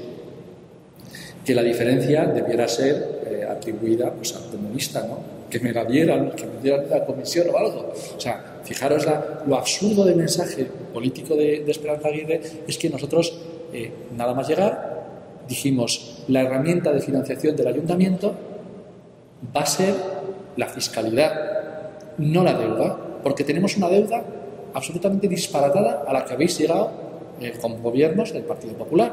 Nosotros no vamos a emitir más deuda, no vamos a pedir más créditos. Y entonces lo que hicimos fue cargarnos los contratos que había con las agencias de calificación. ¿Os suena lo que son las agencias de calificación? Son los cotillos o las cotillas del pueblo que opinan sobre uno y cobran por ello. Moody's, Standard & Poor's, Fitch, estos nombres así un poquito tal, que lo que dicen es imaginaros, Lehman Brothers, no sé si os sonará, un banco que le fue un poquito mal, dirigido en España por el señor de Guindos, que es gafa, aprovecho para decir. Pues Lehman Brothers, pues dice, es un banco maravilloso, fenomenal, el mejor banco del mundo, le ponemos AAA, que es la mejor calificación, sobresaliente. Las agencias de calificación se equivocaban un poco, ¿no? Se han equivocado más que yo si pronostico sobre tenis, por ejemplo, ¿vale? Porque esa calificación de Lehman Brothers se la daban el día antes que quebrara. Sobresaliente. No fue un error, ¿eh? Estamos hablando de muchos errores, ¿eh? Claro, no es que se equivocaran, es que esas agencias de calificación opinaban y cobraban por ello. Por lo tanto, estaban pues en el lío, ¿no? Fijaros la locura que hice. Dije, Fitch, Standard & Poor's, cogéis la puerta y os vais, porque nos vamos a ahorrar 200.000 euros. 200.000 euros en 5.300 millones de euros. Lo que me decía el Partido Popular es, ¿qué más te da? Digo, es que 200.000 euros es mucho dinero, aunque sean 5.300 millones de euros. Por eso yo voy en metro y no gasto un vehículo oficial, o no, porque me importa cada euro, a ellos no. Y por lo tanto nos cargamos a las agencias de calificación y dijeron, bueno, además también nos las cargamos porque yo les tenía mucha manía por mi historia pasada, o sea, no voy a entrar en detalles, pero bueno, me preocupaba mucho que tuvieran ese tipo de actuaciones de intentar dirigir la política de gobiernos elegidos en las urnas. Y lo notamos porque en la primera reunión, en la que estuvo además una amiga nuestra, que no voy a nombrar, bueno, sí, una que habla valenciano bastante mal, ¿no? Esther, esto para que quede ahí, para que le duela. Pásale el mensaje. Bueno, pues Esther, que tiene superior, ojo. Querida compañera, en la reunión de las agencias de calificación se quedó de piedra cuando, por lo que le preguntaron inicialmente, no fue por la salud financiera del Ayuntamiento de Madrid, sino si íbamos a suprimir o no la escuela de tauromaquia. Lo importante. Lo pongo como ejemplo. O cómo íbamos a actuar ante los desahucios de vivienda. Que lo primero que tendría, como si le hubieran preguntado por el color de su ropa interior. O sea, así lo sintió ella y hizo bien. ¿Cómo puede ser que quien te tiene que calificar sobre la salud financiera y tu capacidad de afrontar los pagos de los préstamos y los bonos que tienes emitidos te pregunte por cuál es tu... O sea, tú vas a actuar con los desahucios de una manera o de otra? ¿Cómo? ¿Me está usted condicionando para la nota o lo de la escuela de tauromaquia? Os pongo dos anécdotas, pero os puedo asegurar que las cuestiones eran de ese estilo. O sea, ¿usted me va a decir cómo tengo que gobernar? Mire, ya íbamos a despedirles, pero como que fue la gota que colmó el vaso y que nos ayudó bastante a tomar la decisión que hubiéramos tomado de todas maneras. Aprovecho para decir. Y en ese momento la derecha dijo, sin agencias de calificación, los costes de financiación de Madrid se incrementarán. Pusieron cifra, dijeron, se incrementarán 70 millones de euros. Pues no, bajaron de 240 a 107. No solo por mérito nuestro. No, nosotros habíamos planificado las cosas, nos hemos beneficiado de una situación que tiene que ver con el entorno internacional, un Banco Central Europeo que está enchufando dinero a mansalva al 0% a las entidades bancarias, ¿vale? Y los tipos que tenemos pues nos han permitido rebajar la factura. Por lo tanto, cuando tú dedicas entre el 8 y el 10% de tu presupuesto, esa deuda, aunque sea muy grande, es sostenible. Si tú dedicas 1 de cada 3 euros, no hay para nada. Por lo tanto, esa situación la hemos conseguido, pero el mérito no es conseguirla porque te venga, sino porque luches para tenerla. No ha sido una cosa que nos ha caído del cielo, ha sido una cosa buscada. La ventaja es que yo ahora no estoy diciendo, pues hablo ahora que han pasado las cosas. No, las hemos escrito. Todo esto no solamente está en este libro, sino están en artículos de estos que no leen la gente y que no lee nadie, diciendo, mira, vamos a hacer esto por esto, por esto y por esto. Y va a pasar esto. Y pasa. Como os digo, que si actuamos de una manera claramente poniendo impuestos progresivos en este país y hacemos pagar a las grandes empresas, funciona. Vamos, que recaudamos más. Y que cuando el Partido Popular hace rebajas fiscales de esas que hace el año antes de las elecciones y dicen, no, pero hacemos esa rebaja fiscal porque vamos a recaudar más. Y le decimos a algunos, no, vais a recaudar menos. ¿Alguien sabe lo que pasó hace 2 años? Que hicieron una rebaja fiscal. ¿Sabéis cuánto ha bajado la recaudación? 12.000 millones de euros. No lo digo yo, lo dice la Comisión Europea, que le ha echado la bronca, pero ya da igual, fíjate, Montoro se está riendo a carcajadas. O sea, que si tú bajas los impuestos, bajas la recaudación. Y claro, si bajas los impuestos, sobre todo, pues claro, lo que ha pasado, las bajadas han sido regresivas. Uno con una nómina de 1.000 euros dice, qué bien, que me han rebajado 30 euros. Guato. Que es que al que gana 100.000 le han rebajado 1.000 euros y tú te conformas con tus 30, pero tú necesitas los servicios públicos y el de los 1.000 euros no. Ese es el problema. Por lo tanto, con toda esa situación, que aprovecha para meter otra examen, el remanente de la Ciudad de Madrid en este último año ha sido 1.157 millones de euros. 1.157 millones de euros. Montoro, en todos sus años de que ha sido ministro de Hacienda, ha acumulado 404.000 millones de euros de déficit. En mi caso, me voy a coger, aunque fui cesado el 18 de diciembre, me cojo lo del año pasado entero, ¿vale? Yo he tenido 3.300 millones de euros de superávit. Y sin embargo, el defensor de la estabilidad presupuestaria es él y el manirroto comunista soy yo. Algo no me cuadra, ¿vale?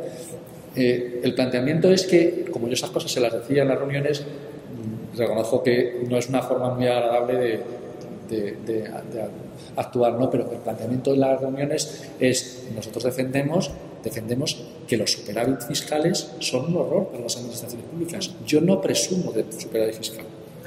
Claro, el superávit fiscal no es para presumir, el superávit fiscal es para demostrar que incluso incrementando el gasto social, como os he dicho, y la inversión, teníamos superávit. Y eso está fatal. ¿Fatal por qué? Porque lo que os comentaba antes, si hay necesidades y nosotros estamos dejando necesidades todavía por cubrir y el enfoque presupuestario que hemos puesto en marcha es el de necesidades, no nos debiera sobrar, tendríamos que gastárnoslo todo. Precisamente por eso también hemos peleado para que hubiera herramientas que permitieran que ese superávit fuera de nuevo invertido. Y para eso son las inversiones financieramente sostenibles. Y hemos peleado a muerte para que esas inversiones fueran herramientas útiles. Pero lo más adecuado sería que no se llegara a producir esa situación. Pero para que no se produzca esa situación hay que modificar la regla de gasto. Modificar la regla de gasto. Uy, qué difícil, que dice Montero. Es que modificar la ley. Que no, María Jesús. Que aquí está, es modificar esta instrucción. Fijaros, es este me la llevo a todos vosotros, para que la gente lo vea. Es una guía para la determinación de la regla de gasto de las administraciones de las corporaciones locales. La tercera edición, noviembre de 2014, son 12 páginas. En el rato que yo estaba aquí aburriéndoos, se había cambiado esta guía 10 veces, o 12, ¿vale? Y ni lo hizo Montoro, ni lo está haciendo Montero. Y esto no es una ley, es una guía. Pero esa guía es la que permite interpretar las cosas de la ley que están acogotando a los ayuntamientos. No a Madrid solo, ¿eh? Esto está haciendo más daño a otros muchos ayuntamientos que son más pequeños y tienen una dificultad mayor para hacer cosas como las que estamos haciendo en Madrid, ¿vale? De decir, oiga, mire, que yo lo que hacía es, yo incumplo la ley de estabilidad presupuestaria según tu criterio, pues elaboro un plan económico-financiero y te la cuelo por el plan económico-financiero. Claro, pero tú eso no se lo puedes decir a Cienpozuelos. Bueno, si se lo dices a Cienpozuelos, dicen, ¿y cómo narices hago yo? Anda que no he hecho planes económico-financieros para compañeros y compañeras. Pero es que yo no llegamos con el equipo que tenemos para hacer planes económico-financieros para todos los ayuntamientos, ¿vale? Pero 12 páginas. Bueno, 12 páginas contando la carátula. O sea, quiere decir que esto es chupado cambiarlo. No quieren cambiarlo. No quieren cambiarlo. Pero este tipo de cosas son las que están haciendo un daño enorme, porque lo que hacen es generar superávit ficticios. O sea, ficticios no porque no sean reales, claro que son reales, pero son superávit que no están haciendo el verdadero papel, que es responder a las necesidades de la gente que vive en los municipios. Y eso hay otro termómetro que lo demuestra. Si entráis en las... bueno, no sé si alguno, ya digo, yo soy friki de la economía y una de mis páginas favoritas pues es el Banco de España. O sea, claro, yo entiendo que os riáis de mí, o sea, bueno, tengo dos hijas. Tú te las lees y nos las explicas. Bueno, pues en la página del Banco de España, una de las estadísticas que sale es el dinerito que hay en depósitos bancarios, en cuentas de ahorro de los ayuntamientos, ¿vale? 26.000 millones de euros en el último trimestre. Y diréis, bueno, pero qué bien, ¿no?, que tengan el dinero en los ayuntamientos en el banco. Que no, compañeras y compañeros, que no, que los ayuntamientos lo que tienen que hacer es poner ese dinero a trabajar para solventar necesidades. Imaginaros lo que harían, lo que supondría esos 26.000 millones de euros trabajando. Bueno, por supuesto, si los gestiona el Partido Popular y los roba, no. Pero si lo que estamos haciendo es que esos 26.000 millones de euros sean para, por ejemplo, en una situación de desempleo tan brutal, programas de empleo para satisfacer necesidades reales que existen en nuestros municipios en temas de servicios sociales. O sea, empleo garantizado y pagado por parte de los ayuntamientos. ¿Sabéis lo que genera eso? Pues más nóminas, más gente que paga impuestos, por lo tanto una parte del dinero vuelve a las administraciones públicas, la gente se gasta más dinerito en las cosas.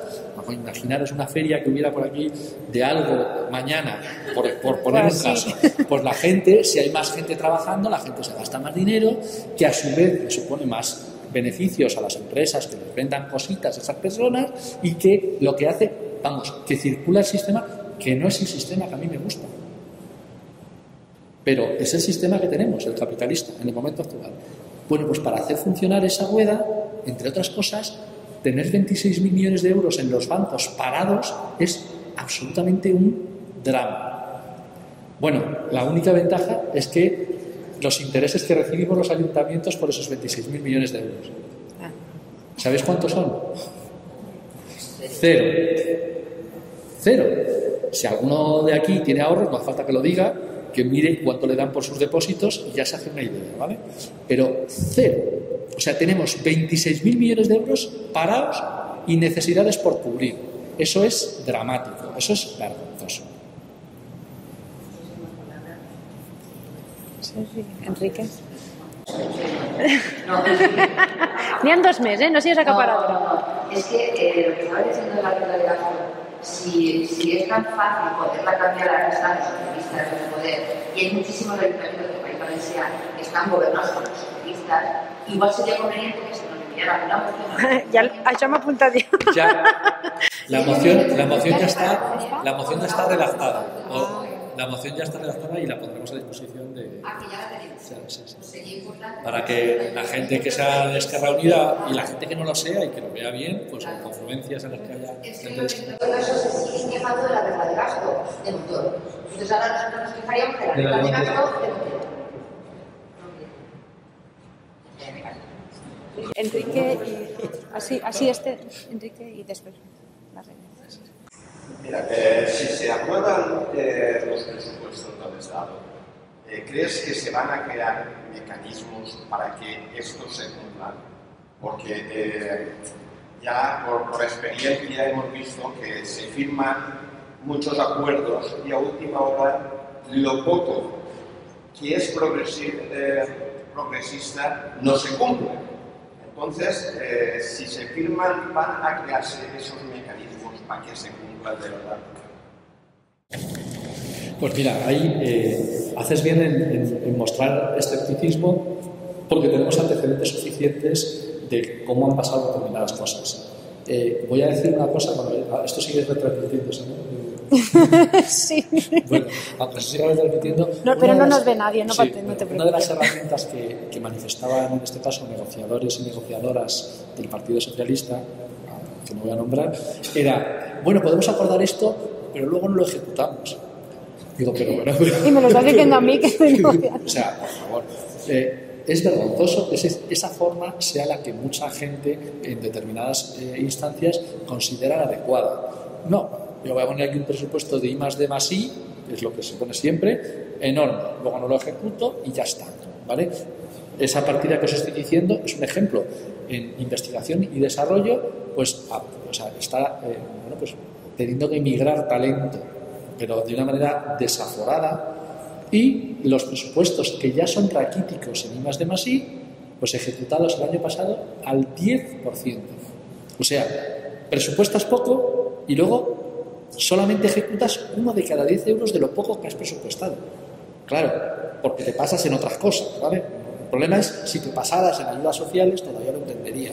Si te pasas en que haces mal los cálculos a propósito para que te cuadre la milonga que le cuentas a los de Bruselas, a los rubios estos que están allí, pues claro, es otra cosa. Claro, fijaros, el planteamiento es que se hacen presupuestos y se pone como lo que se ha mandado ahora mismo a Bruselas por parte del gobierno del señor Sánchez, que no compartimos. Estamos radicalmente en contra de lo que ha mandado. Ha incluido nuestras medidas, pero ha mandado un conjunto, un pastel, que incluye cosas que nosotros hemos acordado, perfecto, pero que el conjunto del pastel son 4.000 millones de euros más de gasto, números totales, que el año pasado. Vale. Perdón, 4.000, ya me bailaban los números ahora. 5.230 millones de euros más que el año pasado. ¿Vale?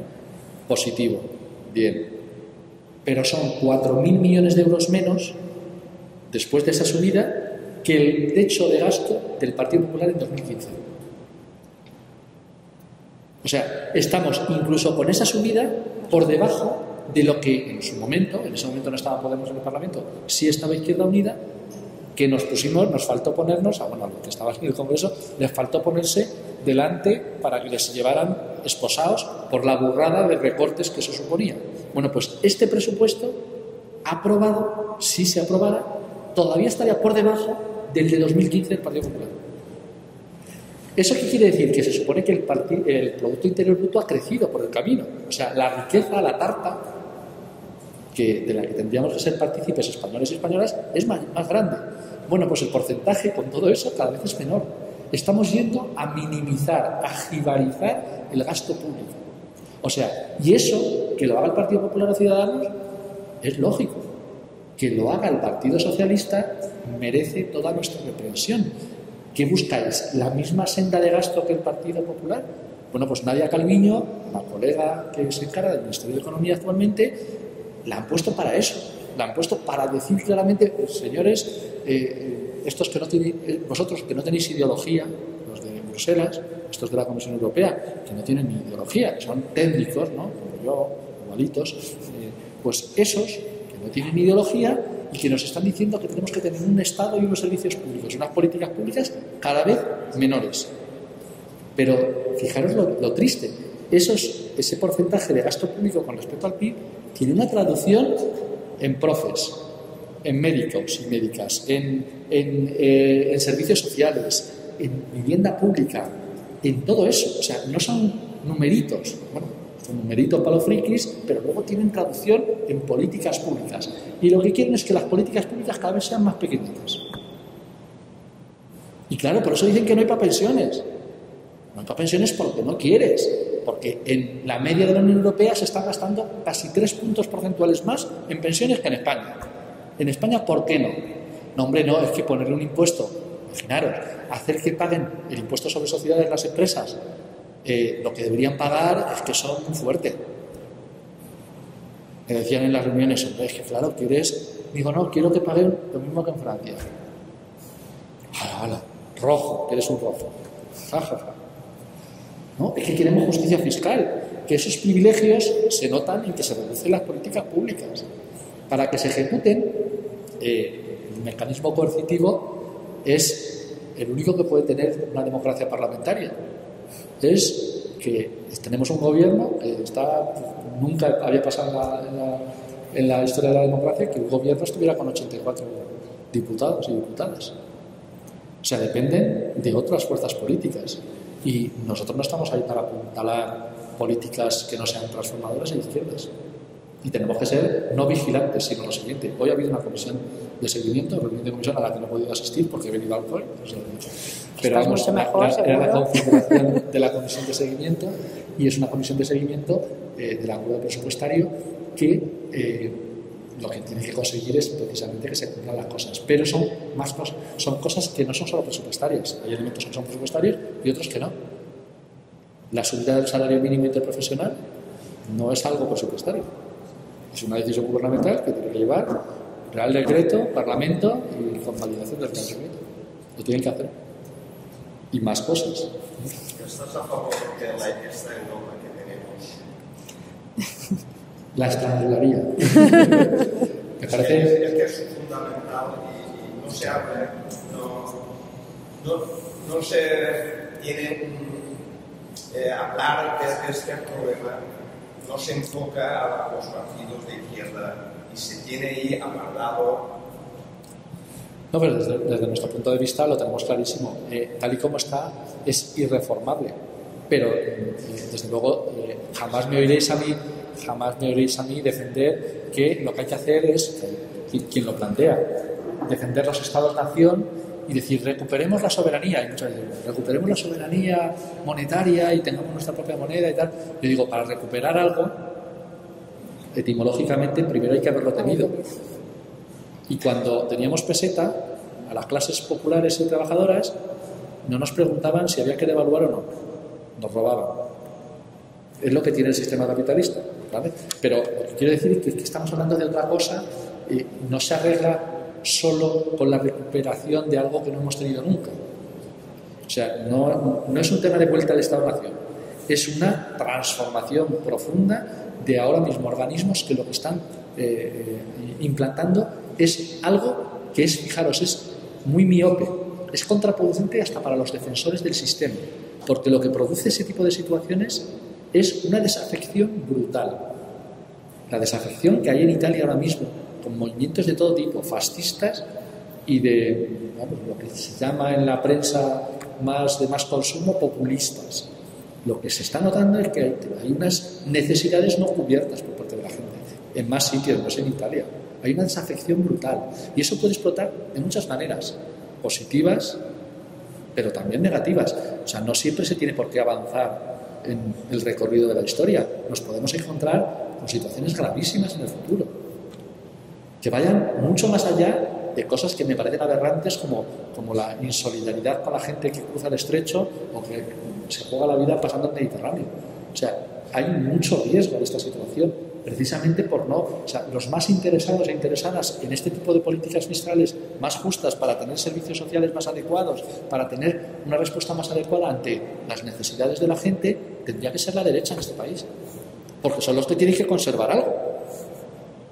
Mucho pueblo pues puede decir, mira, a ver qué pasa. Y lo inteligente, por su parte, sería establecer esos mecanismos que, no hay nada inventado. O sea, el impuesto sobre sociedades recaudaba el doble hace 10 años. Ahora mismo ya tenemos beneficios empresariales superiores a los de 2007 y recaudamos la mitad. ¿Casualidad? Pues no. Determinadas medidas puestas por Solbes y puestas luego después por el ministro de Guindos, que lo que les permiten son puertas de atrás para que las empresas paguen menos por el impuesto sobre sociedades. Por cierto, por el camino, el IRPF y el IVA ha subido muchísimo. El IVA, el impuesto más regresivo, el que paga usted, gane lo que gane, o yo gane lo que gane, o pagamos lo mismo por la barra de pan que tiene el IVA correspondiente o por cualquier tipo de artículo que compremos. Ese tipo de injusticias, al final, lo que generan es desafección. Y esa desafección pues puede llevar a que haya gente que simplemente pase de ir a votar o haya gente que opte por hacer otras cosas. Yo creo que lo inteligente sería, evidentemente, actuar. Francesc, te volvies. Bueno, sin más en la práctica, la gestión presupuestaria, en municipios de la población, en este caso un presupuesto de 6 millones de euros, nos hemos encontrado con una problemática que son los municipales, los nacionales, que nos han bloqueado, en este caso, por ejemplo, por no tener en cuenta la planificación o la implementación de los gastos según la vida bien. Y en este caso, en el municipio de Muro, sí que por 40.000 euros nos pasamos de la regla del gasto. Nos trae un plan económico financiero, nos busca una empresa pública, mucha parafernalia por esta intervención de este caso internacional. ¿Cómo lo hacéis vosotros en Madrid para saltar estos filtros? Bueno, a ver, nosotros teníamos nuestra interventora general del Ayuntamiento de Madrid que fue cesada por otros motivos, pero no por saltarnos la regla de gasto. O sea, los habilitados nacionales tienen todo el sentido del mundo que existan. Otra cosa es que despojémosles de ese manto de son los técnicos. Están llenitos de ideología como tú y como yo. Yo lo que pasa es que lo digo y ellos no, ¿vale? Pero en ocasiones el planteamiento es a ver cómo consigo pues eso, determinada disciplina o determinada forma de actuación, que por cierto hay habilitados nacionales de esos que seguramente tú y yo conocemos, que les han pasado por delante todo tipo de cosas y no las vieron. Y sin embargo, pues 40.000 euros y ¿vale? No digo que sea el caso, a lo mejor no es el caso de esa interventora o ese interventor, pero lo que quiero decir es que lo que tiene que existir es la lógica, o sea, no creo que tengamos que pensar como responsables políticos, dependiendo de la función o responsabilidad que tengamos, que tenemos que no tener supervisión de técnicos que hagan que hagamos las cosas de manera correcta. Pero lo que ha ocurrido con la interpretación de la Ley de Estabilidad Presupuestaria y de la regla de gastos es que había muchos elementos que eran dependientes, o sea, que no están establecidos. En esta guía de 12 páginas no se establece todo. Y tú puedes coger la interpretación más favorable para la gente o la más favorable para Montoro, ¿vale? O para un Partido Popular que quería bloquear actuaciones. Y claro, ocurren cosas, ¿no? Hay veces que ocurren cosas que tienen que ver con una interpretación no adecuada. No adecuada desde nuestra perspectiva, que también es ideológica. Nuestra perspectiva está mediatizada en que queremos hacer una cosa porque queremos mejorar la vida de los vecinos y vecinas. Si lo que queremos es hacer esa cosa para saltarnos una forma de contratación que debiéramos utilizar, pues seguramente pues no es la adecuada. O sea que yo no creo que haya que demonizar el papel de la intervención en general, sino el papel ideológico de la intervención, ese sí que hay que demonizarlo. Fijaros, en Madrid hemos tenido una enorme presión mediática por una cosa que habrás vivido tú como alcalde y los que tengáis algún tipo de presencia en corporaciones, como la contratación, ¿no? La contratación menor es algo absolutamente legal. La contratación menor lo que permite es agilizar determinadas actuaciones, pero no, tiene que ser utilizada con arreglo a la normativa, ¿vale? Bueno, pues en la Ciudad de Madrid hemos tenido de todos los colores, o sea, han hecho una comisión de investigación que puso en marcha el Partido Popular, cuando los contratos menores en la Ciudad de Madrid en esta legislatura han bajado, pero han bajado sensiblemente. Bueno, pues al mismo tiempo que eso ocurre, en la Comunidad de Madrid, hoy hace un par de meses denunciamos en Fiscalía Anticorrupción Izquierda Unida en Madrid, el que hoy ha salido en la SER la noticia correspondiente. La Comunidad de Madrid, en 2 años y medio, con una opacidad total, porque los contratos menores del Ayuntamiento los puedes ver todos en la página de datos abiertos, y los de la Comunidad de Madrid te los tienes que bajar a trocitos, ¿vale? 1.273.000 contratos menores, por un total de contratación de 2.000 millones de euros. Diréis, bueno, pero eso es mucho o poco. Es Cataluña, Comunidad Valenciana, aquí tengo que decir comunidad, y Andalucía juntas. Eso es lo que hace la Comunidad de Madrid en contratación menor. Hoy la noticia ha sido en la SER que es que resulta que uno de los agraciados pues es un concejal del Partido Popular de uno de los pueblos de Madrid. Pues claro, y lo que habrá ahí, 2.000 millones de euros en intervención. Bueno, pues la intervención me encantaría que tuviera un papel, hubiera tenido un papel en eso, no lo ha tenido. Por lo tanto, estamos hablando de que ahí también, pues sí, habilitados nacionales, pero en los controles, bueno, pues el embudo ancho para unos y el estrecho para otros. Y tenemos un problema serio en eso. Nosotros lo que hicimos, en este caso por motivos diferentes, no por la regla de gasto, no por el cumplimiento de la legalidad, consideramos que tenemos que cambiar de interventora y cambiamos. Bueno, pues, muy complicado, y además ha ganado los tribunales en primera instancia porque consideraba que no estaba suficientemente justificado el cese, porque pusimos una cosa así, pero de verdad. Yo, sobre todo, ha habido, aparte del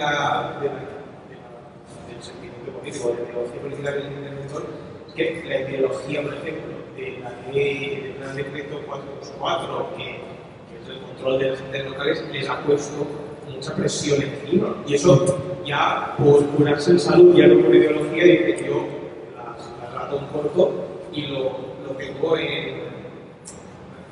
No la dejo correr tanto, por si acaso se me escapa y me puede pasar algo.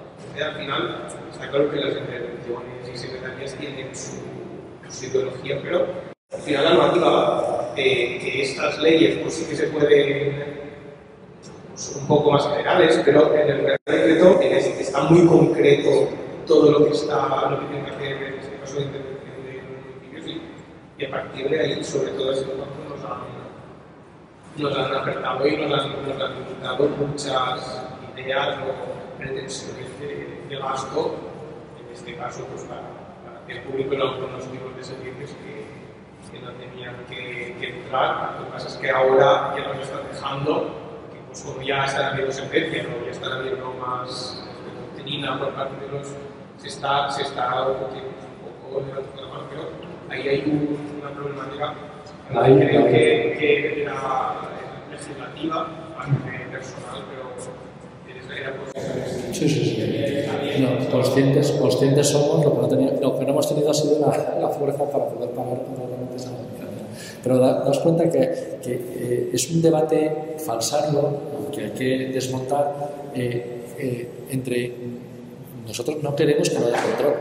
Lo que no queremos es que haya controles inhabilitantes, que eso es diferente. O sea, los controles, vamos, ¿cómo no vamos a quererlos? Si lo que estamos es aborreciendo el cómo han expoliado las administraciones públicas esta gente. Con lo cual, claro que queremos esos controles. Ahora, lo que no puede ser es que los controles se conviertan en que las posibilidades de contratación pública se limiten. Pues bueno, pues hasta que, o sea, que tú desde que decides hacer una cosa en Madrid hasta que la puedes realizar en contratación, es que te pasan 8 meses por determinados plazos que no son necesarios que se puedan dar. O sea, eso no viene en la ley, pero eso también tiene que ver con que tú no puedes renovar plantillas públicas porque no las puedes renovar porque tienes unas tasas de reposición absolutamente limitadas. Y claro, el Ayuntamiento de Madrid también ha perdido empleo público durante estos años y tienes unas enormes dificultades para poder afrontar los retos desde el punto de vista de la contratación pública o de esos elementos adicionales de control que se ponen y que vamos a decir, imagínate que fueran buenos todos. Claro, pero tienes que tener plantilla para poder hacerlo. Pero no, tienes el dinero en el banco, no tienes la plantilla y tienes muchas más dificultades, además derivadas de la interpretación interesada por parte de gentes que quieren sabotear y que tampoco es muy raro. O sea, yo estoy hablando de gente que no voy a, sin dar detalles, pero yo qué sé, pues que tienen semanas de vacaciones con una botella en Cádiz y luego están haciendo la supervisión de mis cuentas. Pues, muy bien no nos llevamos, porque voy a una botella y en los tribunales por regalar 1.860 viviendas públicas en la ciudad de Madrid. Pues claro. Que no una paraula més.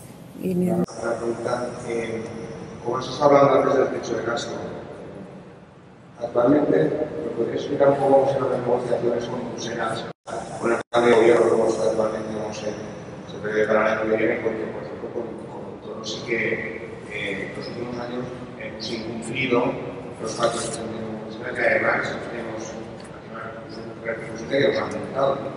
Entonces, no sé, o sea, amenazaron con multar, pero no nos multaron. O sea, no nos multaron, entre otras cosas, porque también muchos grupos políticos, en vez de irnos a Bruselas a hacer campaña en contra del Estado español, pues como vamos a estar a favor, o sea, fíjate lo bien que me he llevado yo, como os decía, con el Partido Popular y con Montoro. Cuando la situación de incumplimiento de objetivos presupuestarios se producía, jamás podréis haber encontrado ni de mi coordinador federal, ni mío como responsable de Economía Izquierda Unida, ni de nadie de mi organización, ni tampoco de mis compañeros de Podemos, nadie diciendo multad a España. Pues vamos a ver, ¿quién paga la multa? ¿La paga Rajoy? ¿La paga Montoro? La pagamos todos. O sea, es absurdo. Además es absurdo que tú tienes un gasto público que superas el que habías pactado con Bruselas o te habían obligado a hacer de Bruselas, y como te has superado el gasto público te ponen una multa que es más gasto público. O sea, es que es como si dices, mira, ha bebido usted, imaginaros, control de alcohol, me ha bebido usted en la carretera, y llega la Guardia Civil y dice, tome una botella de whisky a seguir viviendo. O sea, es absurdo, ¿no? Bueno, pues ese tipo de situación se está produciendo en el momento actual porque lo que hizo Nadia Calviño, el gobierno de Pedro Sánchez, fue conseguir un poquito de árnica desde el punto de vista de los objetivos de déficit que teníamos que cumplir en el año 2019. En vez de un déficit del 1,3, le aceptan un déficit del 1,8. ¿Vale? Esos son números redondos, los 5.000 millones de euros de más, ¿vale? Que se pueden conseguir. Pero ¿por qué a nosotros nos parece absurdo esa senda de reducción del déficit? Bueno, en primer lugar, porque el déficit no tiene que ser... Si alguien puede tener déficit, son las administraciones públicas. Por más que os hayan también intentado convencer a todos y todas de eso, siento deciros que las administraciones públicas no somos como las familias. Las administraciones públicas, ¿os acordáis todo eso que decía Rajoy continuamente? No me refiero a lo de es el vecino quien elige al alcalde. No, cuando decía, las administraciones públicas somos como las familias. No puedes gastar más de lo que ingresas, decía. Yo digo, pues oye, pues para haber dicho eso, tú no has cerrado un presupuesto con superávit en la vida. Pero bueno, no sé, dime de lo que presumes y te diré de lo que careces. Pero es mentira, porque el unir familia a administración pública hace que perdamos la potencia que tienen las administraciones públicas y que ahora explico en breve. Una familia, si siempre gasta más de lo que ingresa por salario, o por salarios, o por pensión, o por cómo consiga sus fondos, pues está condenado a ¿qué? Pues a una ruina más pronto que tarde, ¿no? Porque no solamente dependes de quien te financie, sino además de una circunstancia que tú no controlas a nivel de ingresos, ¿vale? Porque por más que juegues en la lotería no sabes si te va a tocar o no. Y el trabajo tiene una capacidad de horas en el día, para que nos entendamos. Sin embargo, las administraciones públicas tenemos otras cosas que no tienen las familias. Tenemos la potestad coercitiva de obtener ingresos. O sea, nosotros podemos decidir por la normativa cosas que no puede hacer un asalariado o un pensionista. O sea, yo no puedo decir, mira, que voy a cobrar más. No puedo, tengo que negociarlo con la empresa, tengo que conseguirlo. No, las administraciones públicas pueden poner tributos, pueden cobrar los que no cobran, o pueden hacer otra cosa, pueden crear dinero. Habéis oído, lo que estoy diciendo es brutal, ¿eh? Podemos crear dinero.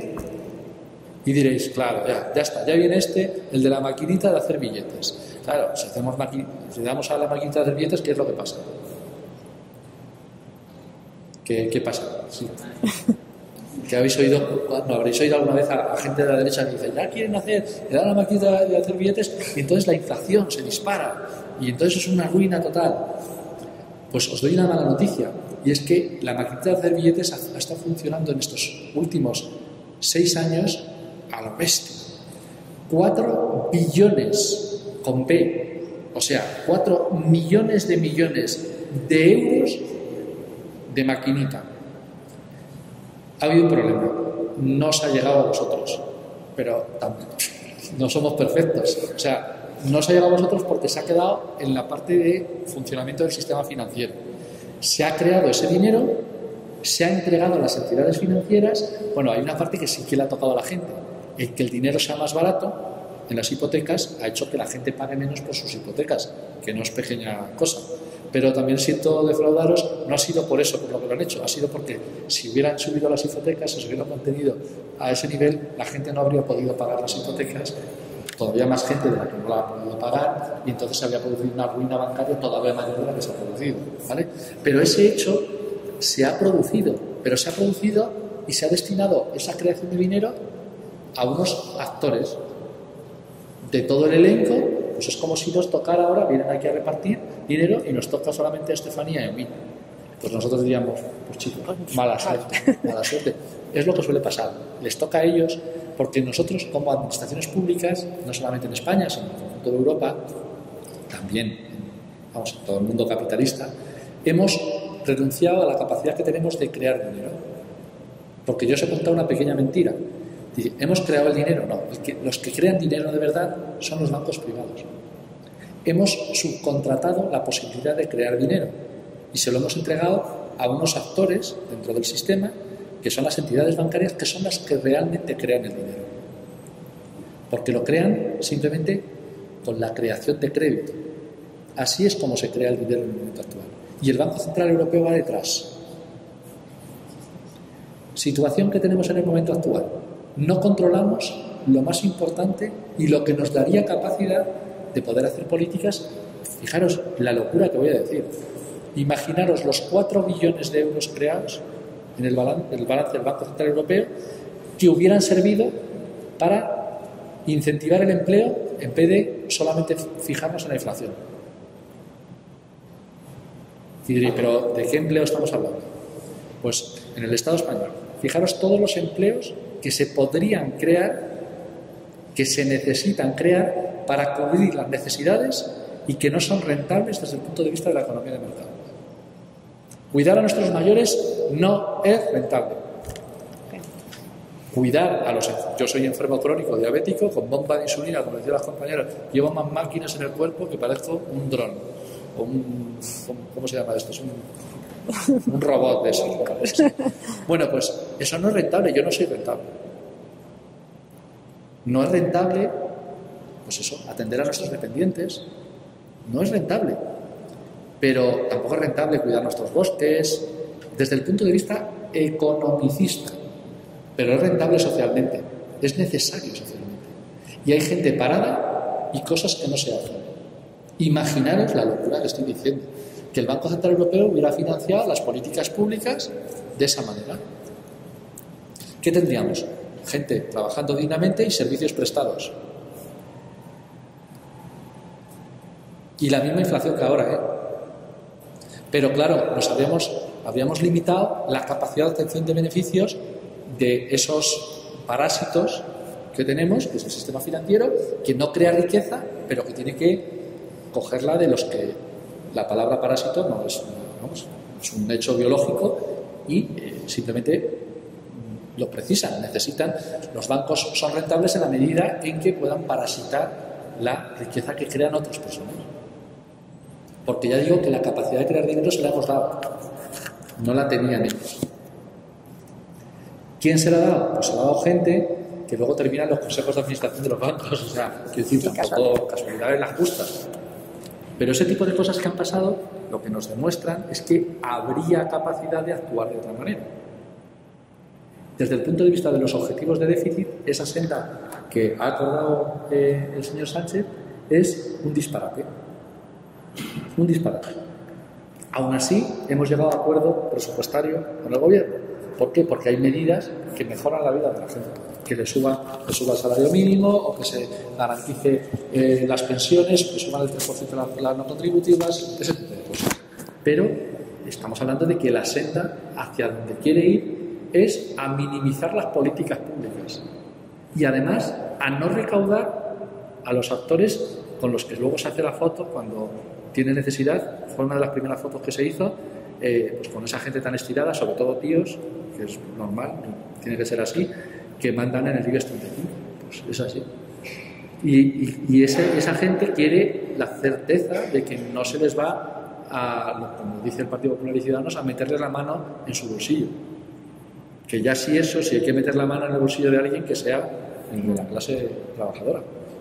Pero ese tipo de senda tiene las patitas muy cortas, porque si tú no haces políticas de recaudación fiscal adicional y quieres combinar, dar noticias buenas a la izquierda transformadora y a los burócratas de Bruselas, pues tienes un problema.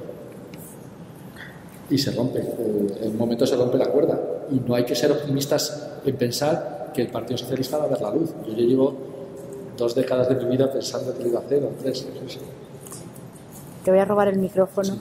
Sí. No, simplemente, bueno, creo que llevamos ya un ratito hablando y creo que todos estamos muy a gusto, pero bueno, hay que ir terminando, porque además aquí también habrá que ir cerrando y hay que pensar en los trabajadores. No.